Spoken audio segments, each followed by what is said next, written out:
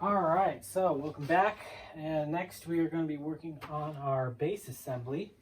And again, with all things, make sure you do an inventory check and look over each of your pieces on here.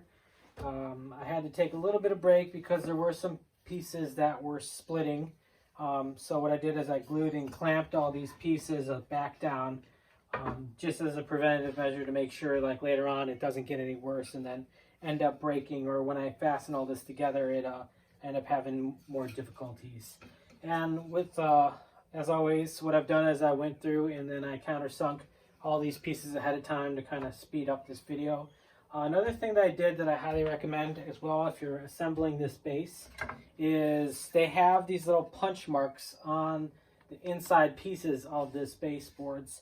What I did is I took a 1/16 drill bit and I sunk the drill bit a little bit shorter than the screw into my cordless drill, and I went through each of these punches and kind of drilled it, pre-drilled it, just to help facilitate when I go and put the rails on these pieces. And the reason for that is, of course, because I don't want a chance splitting any of this wood. Again, being methodical and taking my time to make sure that I do this all the right way. So with that, we'll get going on this and make this happen. It's really easy. Just make sure you follow the instructions and don't get you know, a little lost on this, because there is a lot when it comes to putting this base assembly together, and it does have the potential for you to mess up on there. And what you don't want to do is put something together the wrong way, or drill a hole or whatnot in this wood. So again, make sure you do your inventory check. For this particular one, I went ahead and I bought the leg kit, just because if I'm going to spend this much money, I might as well go all out, right? So I do not have the foot blocks that come with this kit. Instead, what I got was this this leg kit. So I'll be showing you how you put the leg kit on. It's real simple and easy because these pre-drilled, again, holes line up with the leg kit. So not too difficult, but I'll show you what that looks like, and then maybe it'll help sway your decision on whether or not you want to splurge and get that leg kit. I want to say it was like an extra €80 or $100 or whatever it may come out to be. It wasn't too bad, but I figure it's worth it because if you go ahead and try to buy all the components in the store to, you know, go ahead and make an adjustable leg kit, you're going to end up spending a chunk of money anyways, and then you're going to have to try to fasten it on here. I think it's just easier in the long run to go ahead and purchase the kit that they have for the kit. And then you can adjust your, you know, your Hive accordingly. Like where I'm putting this on a cement pad, it's not 100% even and level, so this will help me when it comes to leveling it out. And of course, another cool thing with the Flow Hive too is they have the spirit levels in here, so that way as I'm adjusting that leg kit, I can get this to the correct positioning for the bees. All right, so kicking it off, what they recommend is going ahead and dry fitting all these pieces together. That way you can ensure everything is good to go. So what I'll do is, again, put all this together real quick and show you what I did to get all these pieces working the right way. Again, it's really easy to make sure you pay attention to these pre-punched holes, because those are going to go on the inside, so that way you don't get confused. And then with this piece, make sure you have it the right way. Just look at the cutout right here. It goes down with all the other cutouts. This is the one piece that you can flip in upside down. You know, but obviously one of these things does not look like the other kind of deal, so just make sure you get this one on the right way if you're going to do the countersink. And then once everything looks good, put together, all right, sweet, fits all together. Joints on this one are a little bit looser than I like, but it's better to be a little bit loose than to be too tight and not be able to get it together like the Brood. box assembly debacle. All right, with this, like all other things, I highly recommend that you go ahead and you use a corner clamp. When I was doing my corner clamp for this one, because of the way the foot pegs are, what I did is I flipped this around and did the corner clamp for this box. So instead of doing it from the bottom, I felt I had a better assembly using the corner clamp from the top. Now you could flip, again, like I said, around the box, or you could do it from the top.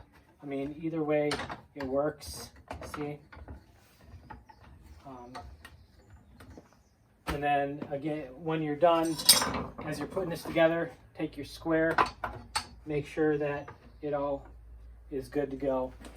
Squares help, this helps. One thing you'll notice too is that one of these blocks right here for the box joint sticks out a little bit further, and that's going to help when it comes to putting on your landing board. And when you're putting on your landing board, pre-fit this one, and I highly recommend that you pre-drill this. Reason being, because when I fitted the landing board on the way it's supposed to go onto here with the pre-drilled holes fitting in between this box joint, look where the hole ended up drilling, really close to the edge there. So if you didn't have a pre-drilled hole, what could happen is you drive this screw through, it could end up splitting because it's so close to the edge. So highly recommend that you go ahead and pre-drill this one. And I countersunk these holes on the inside as well. So once you get this all together, then go ahead and do the standard, put all the screws in. Again, I keep all my stuff together until I'm ready to use it so I don't end up losing parts, because that is the last thing we want to do.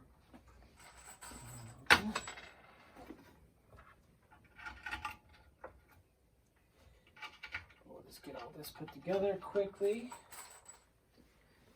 So there are a lot of screws for such a small amount of wood, but you know that's a good thing because we want this to hold together really tight.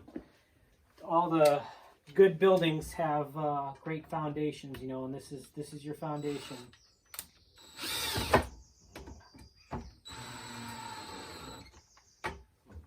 Make sure you set that back down to 5. That's why you don't go ham on putting these things in here, because you can end up messing things up.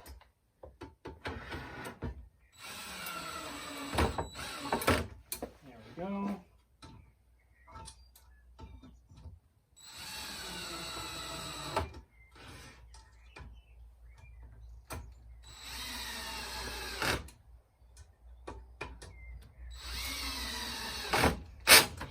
Getting ahead that setting of 5. All right, so we got that one on. Alternatively, if you wanted to, you could go ahead and use this. I did end up using this when I was countersinking all these and putting it together, just to make sure it was all square beforehand, before I did the drilling. So after I got all the first corners done and whatnot, and got it all on here, I put this ratcheting box strap over it, and then I countersunk all of it just to make sure I had everything lined up the right way. So this should be all good to go from previously, but highly again recommend either using a corner clamp or one of these ratcheting box straps to make sure that you get this all done the right way. Again, not expensive. Spend the $20 to $30 for one of these nifty little tools. They put it as an option in the instructions as well.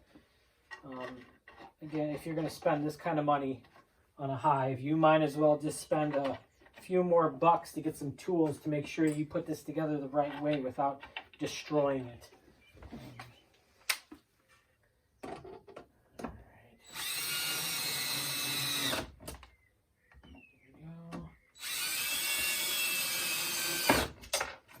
Again, having everything pre-drilled and countersunk really helps speed this process up and give you a peace of mind that you're not going to end up screwing all this wood up and ruining your box joint.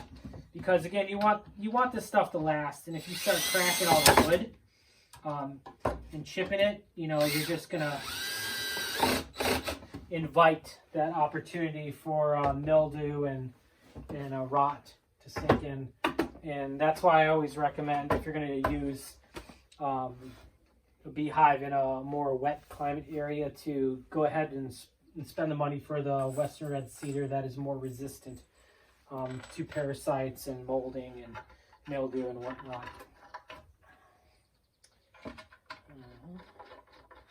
Again, it's just smart business in the long run. It is more expensive, but you know, if it gets you to be able to have this for a few more years longer, then you know that's money that's saved in the long run.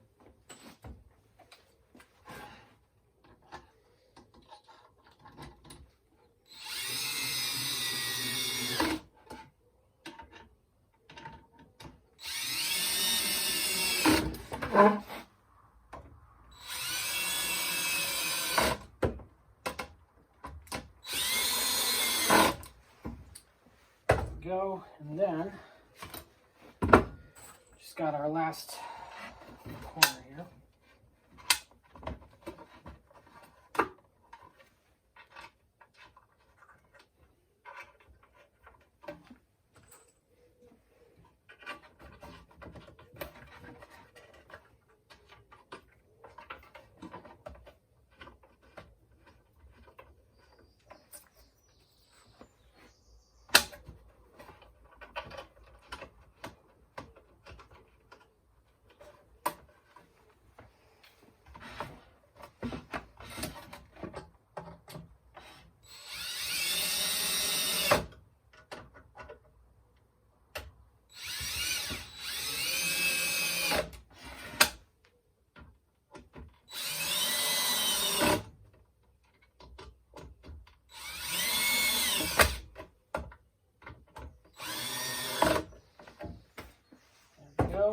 And good to go.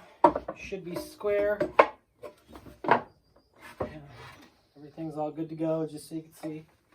All nice and square. Again, just take your time, be methodical with this. I'm going to put this guy up here as well.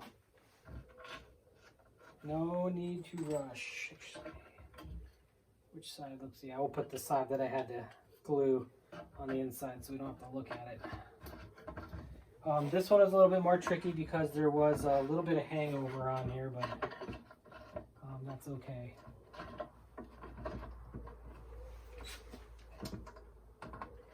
So I just put it on as even as possible.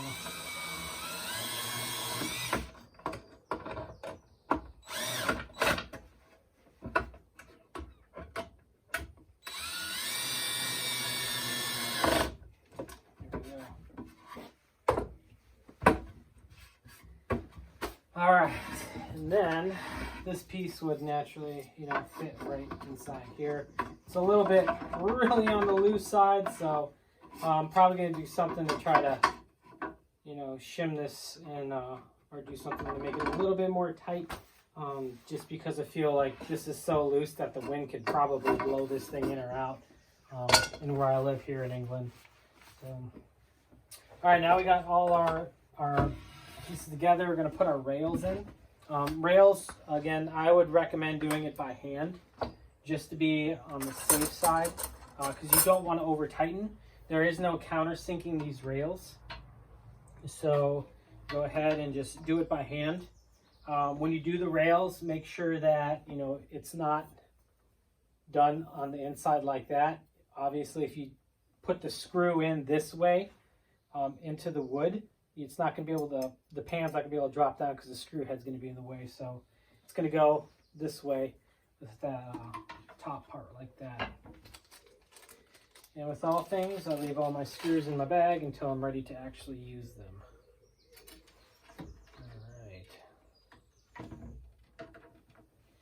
Again, maybe if you're really handy with cordless drill, you can go ahead and cordless drill it. But again, no sense, because I don't want to take a chance. This is close quarters, and you know, there's a chance of going a little bit too much on this, and with the point of a Phillips head screwdriver, you could slip and miss and then make a nice big old chunk into your cedar. It doesn't take that much more time to just go ahead and do it by hand. So you have 2 rails on each side. Again, you have pre-drilled holes for this, and it kind of slants a little bit. So don't worry if you're like, oh, why is it not even like the other one? This one, like they show in the picture, it does slant slightly. So don't worry. Just follow the holes and make sure you use the right holes. Said if you have the punched holes down here, it should be like a small little kind of L shape down here at the bottom. Just make sure that you don't, you know, put this rail down into one of these holes that's meant for the leg assembly. All right, this rail should just be like a slight down, like that.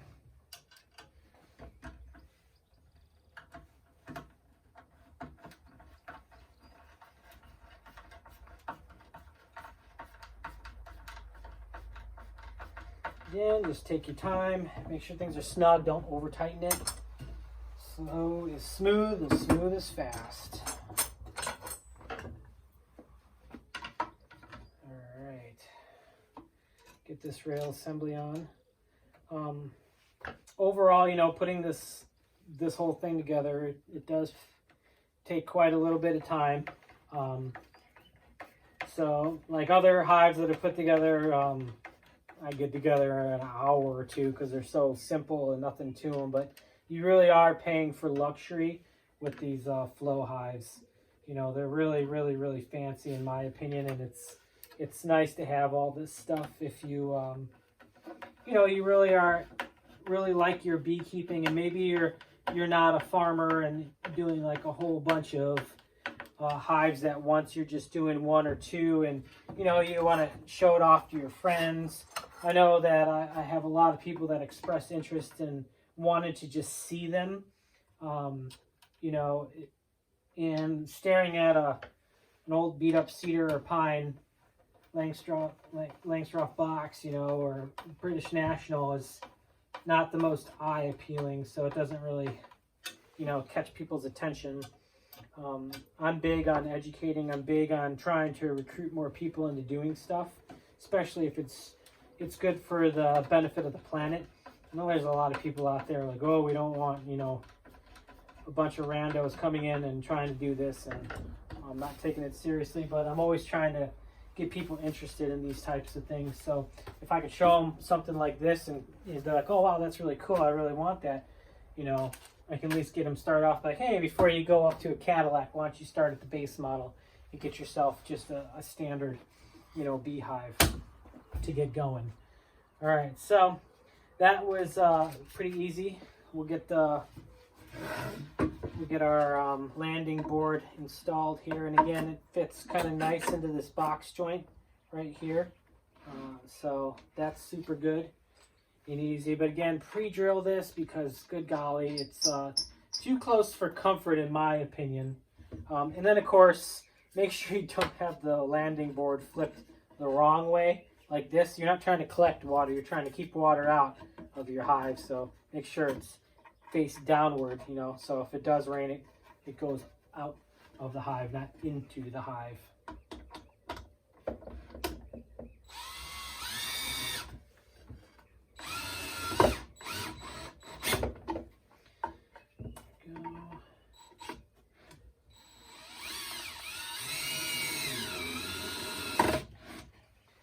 All right, landing board's installed, so we're getting there. Other little things that we could do real quick is probably get this, you know, brass knob onto our vent. So pay attention to the instructions on how to place the vent whenever you're getting your first nuke, on whether an up or down position. Let's see what side I like more. See how this side's a little chewed up right here, so I'm gonna probably put that to the inside there. But yeah, these are angled up and down on your vent here. So,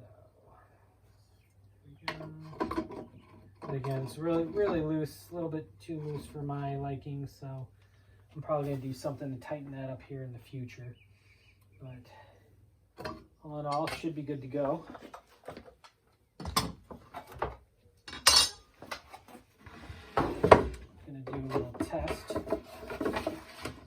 go. The tray fits in nicely. Look at that. I'm gonna show our vent fits on there nicely. And again, always check everything over. I noticed that when I got my vent here, it kind of got chewed up by something in the process and dented. So, but again, Hive support team is just fantastic, and they're like, hey, you know what? We'll work with you and get you all new pieces for anything that was damaged. I just took some pictures, sent it to them. Really easy to work with. Really friendly, nice people. Again, that's part of what you're paying for when it comes to getting one of these Hives. And then you have these little brass pieces that help hold this vent on. So go ahead and get those in there.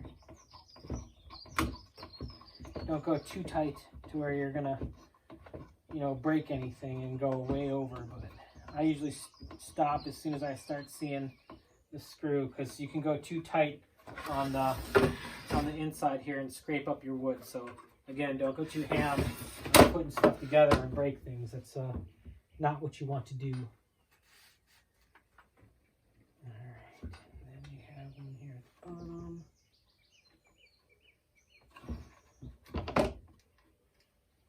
Put this guy in, so you can see what I'm doing down here.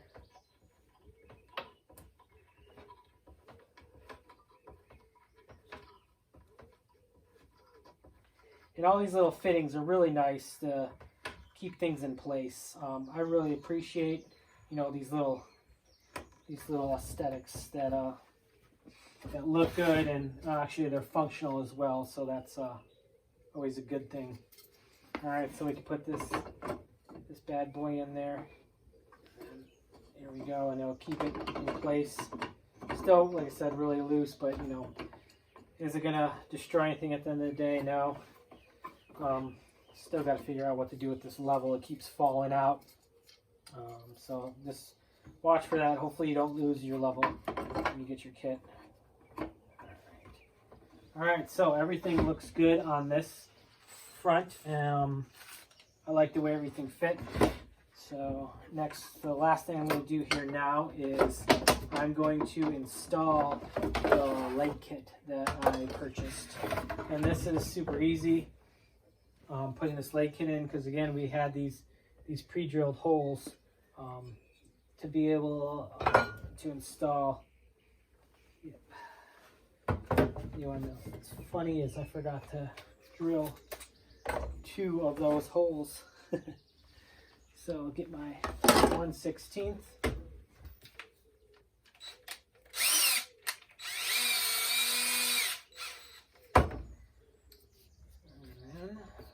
Show you what I did. Again, just get it to about the size of the screw.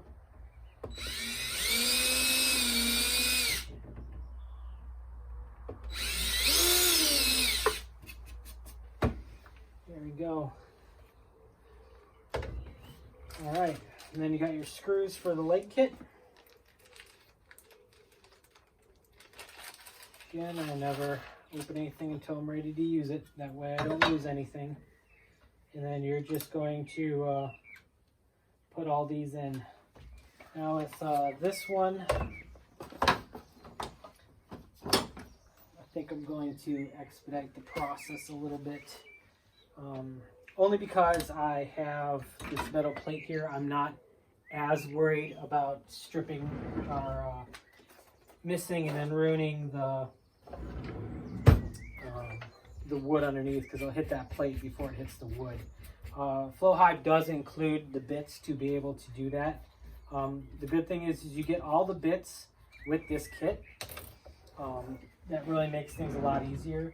They also include this little tool in case you don't have any a cordless drill. I wish you best of luck, because you're going to be going at it for a while if you're using that. So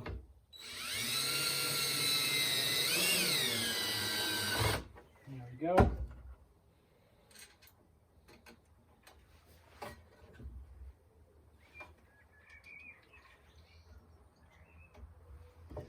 But yeah, this will definitely see, and that's, like I said, not as bad, but let's see, what can I do to do this?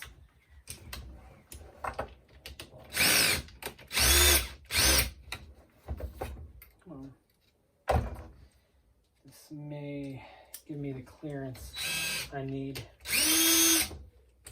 to be able to get access to get these screws in. There we go. Get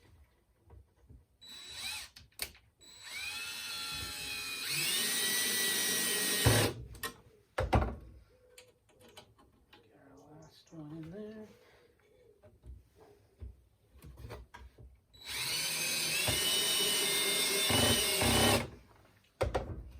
There's one side. All right, so it looks like the holes aren't lining up the best over on this side. They're kind of there, but hopefully, let's take it easy. Again, don't go ham on putting these things in here and end up breaking everything. That's not what we want. Again, I keep, looks like I'm using a 3, and it's getting it all the way down nice and tight.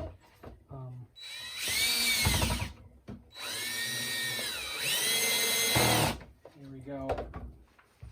And there is one leg installed.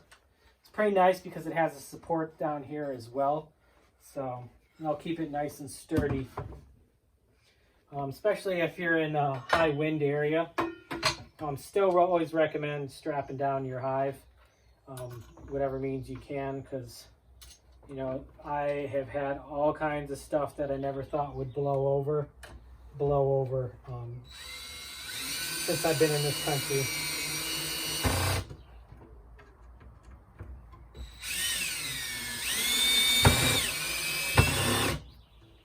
Let me crank that up to a 4.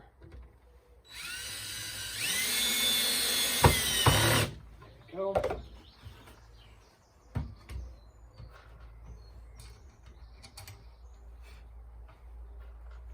This will probably be the longest part of all this, is installing, you know, this leg kit, just because you got so many screws. But again, it's a good thing. You know, you want to make sure that you have a very strong foundation to support your Hive, because you fill in one of these kits with honey, you know, and man, does it get a little heavy. Right. 2 legs down. And this one is not lining up with the holes either, but that's okay. We will make it happen. One way or another, we will make it happen. So I don't like that. So I'm going to go from this side because it seems to line up with these side holes a little bit better. So just go ahead and put it on there first.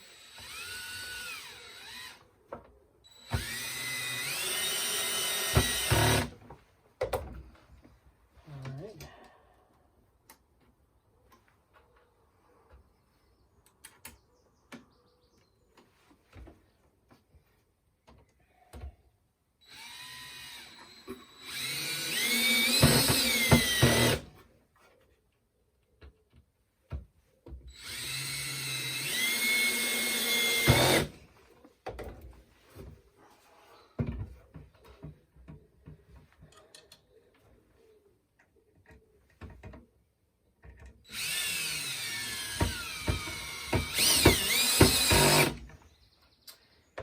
Because they don't line up, these screws are not going in as straight as I would like them to go in, but you know, seems to be working out okay. I don't think it's going to affect the performance of this whole thing. All right, Just got a few more to go, and then we are done skis.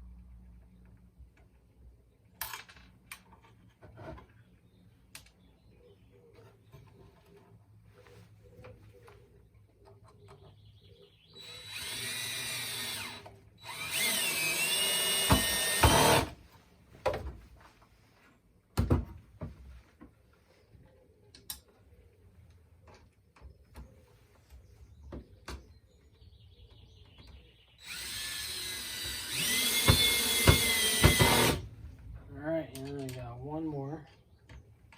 Go.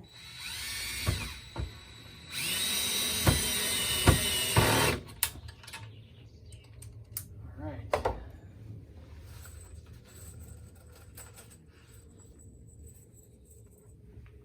All right. Check everything over. Everything's looking fantastic. Looking great. All right. Check everything over. The parts I got left over with a lot of screws. So, I mean, it could be worse.